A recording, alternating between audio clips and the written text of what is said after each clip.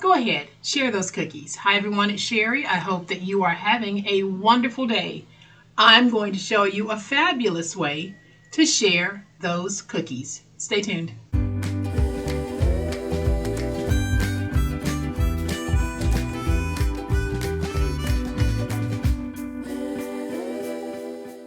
Welcome to my channel, friends. Thank you all so much for being here. You could be anywhere else right now and you're choosing to be here, so I thank you. And I also want to thank you for the positive comments and words of encouragement that you leave for me every day. During the holidays, it's a common practice to share baked goods. And of course, we want a cute way to present those, right? Well, today I'm going to share with you this really cute way of making a holder for some of your favorite baked goodies, fudge, cookies, cupcakes. This box might just be for you. So I'm going to flip to my overhead camera so that I can give you a closer look. But y'all know what time it is. It's time to make it.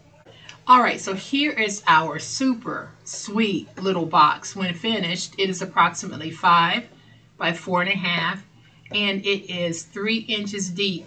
Now you can tweak this box to fit whatever size you need for it to be. Now this is the size that I'm choosing to make, but of course you can tweak the measurements to make it fit the sizing that you need. And any season, any reason, anyone. I'm using a Christmas theme, but you can use whatever you like. And y'all, here's how I'm able to make my beautiful little box. I am using gift boxes. I get these from the Dollar Tree. In this particular pack, there are 4 plus the 4 bottoms, so you have the ability to make 8 boxes. Some of them will have a decorative top, such as these, and then you're able to make the plain white boxes, which are common for baked goods. So we have the ability to be able to make 8 boxes from $1.25 pack of gift boxes. So I'm just going to choose one, and I think I'm going to go with this one, and we're going to make a box. So I have a scrap piece of acetate that I'm going to be using for this, and I have my box. Now the size of this box is 12 by 5 by 3. So I'm going to take my box and I'm going to open it and then take it apart. This is going to be easy peasy.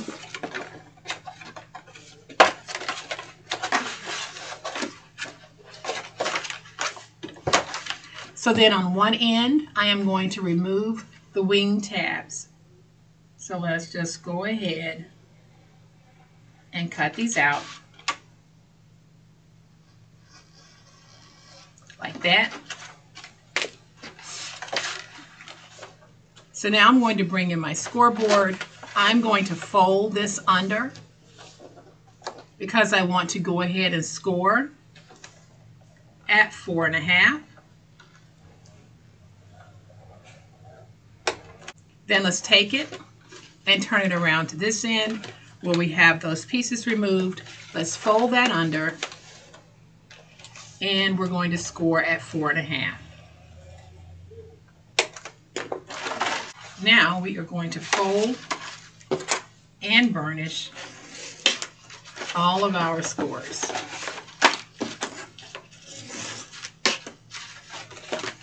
And this was really easy peasy. So your piece should look like this. You'll have this section, then you'll have that score at 4.5. You'll have that middle section, that'll be 3 inches.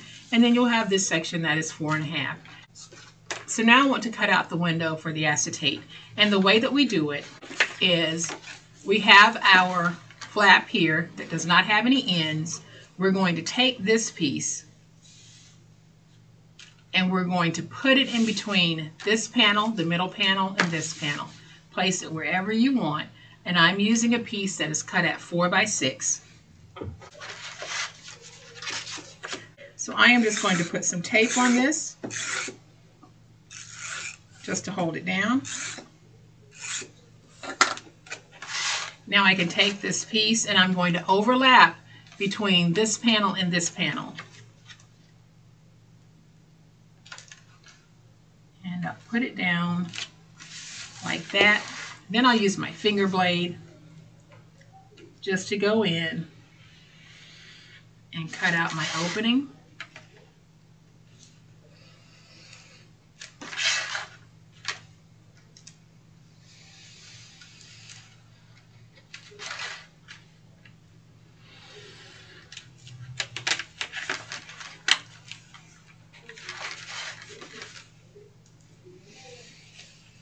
And there is my opening. Now I need to take a piece of acetate, and we need to put that acetate on top. So I am going to cut my acetate. This was 4 by 6. So I'm going to take this acetate, and this piece here is 4 3/4. And I'm just going to cut it at 6 3/4. So we'll take our acetate and we're going to cut it at 4 3/4 by 6 3/4. Then I'm going to put my acetate down using tape. So I am just going to take some tape, put it right at the opening, going all the way around.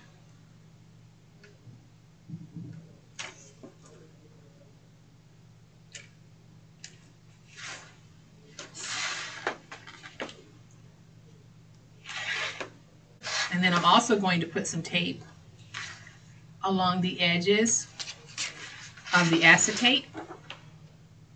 So I'll place tape along my edges. So now let's peel away our tape backers, and we can place down our acetate. I chose not to use glue on the inside of my box. I will use glue when I'm putting the box together, but the glue that I'll be using will primarily be on the outer part of the box. So I am just going to peel that away. Let's go ahead and clean up a little bit of our mess. Now I can take my acetate, and I'm just going to place it down like this, and I have a nice seal on this. I'm just going to go around, getting it nice and stuck. So there is our acetate window. Now we need to go ahead and cut out the center tabs right here. So let's go up to the score mark, drag straight down, and then I'll angle. We'll go up to the score mark, drag straight down, I'll angle,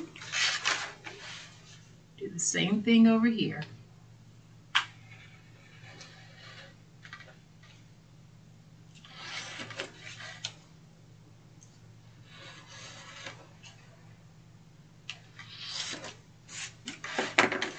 So now we're going to put our box together. I'm going to put it together using glue. So we're going to take these wing flaps here. Let's just go ahead and add some glue. You can use tape if you want. So I have put that there. Then I'm going to take this end, let's smush it around in that glue. And then we're going to join it like that, making sure our corners are nice, tight, and crisp. Then we'll go on the inside and get that stuck. I will add my glue here, smush it around, and then we'll get it nice and stuck in the corner. I'll go ahead and stick it on the inside. Now we're going to take these pieces in the middle. Let's add some glue and join this to this.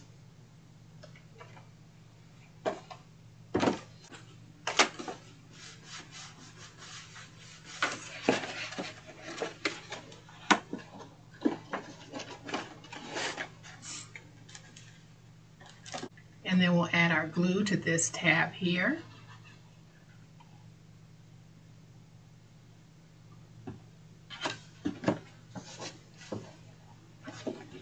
we'll get it stuck to this piece. How easy is this?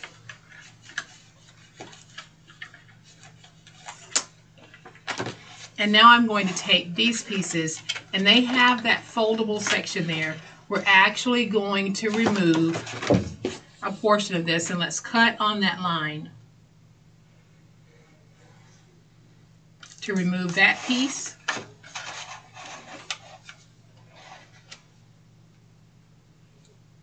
And to remove this piece.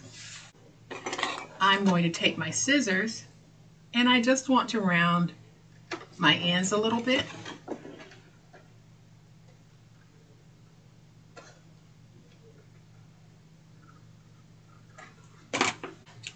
And so now, y'all, we have our sweet little box. I am just going to take these, tuck them in like that, and I'll pinch just a little bit here to let this part of the box know that I want it to fold over. Now I'm pinching, but I did not crease it. I just sort of helped it to round when it closed.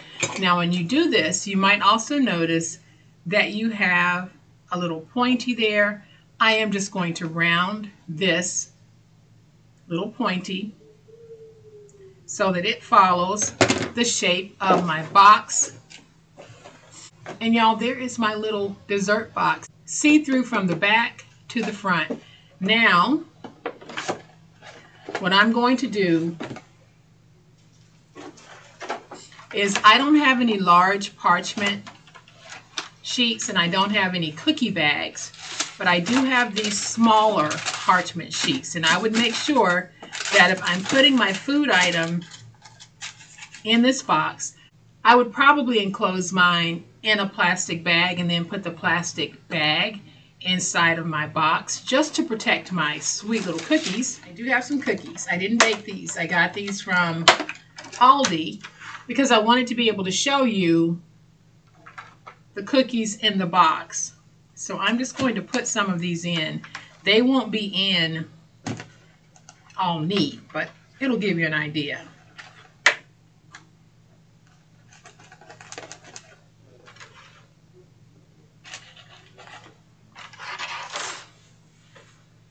And y'all would be so proud of me. I only ate one. So now I'm just going to take this, tuck it in the side here.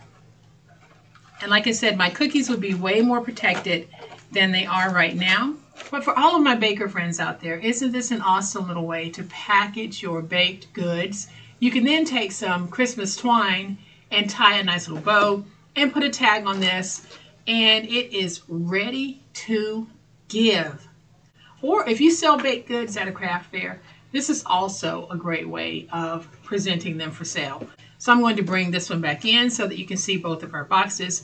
I love that see-through window because it shows you exactly what you are getting. So I hope that you have enjoyed this fun, quick, and easy way that we can use gift boxes to make dessert boxes or bakery boxes.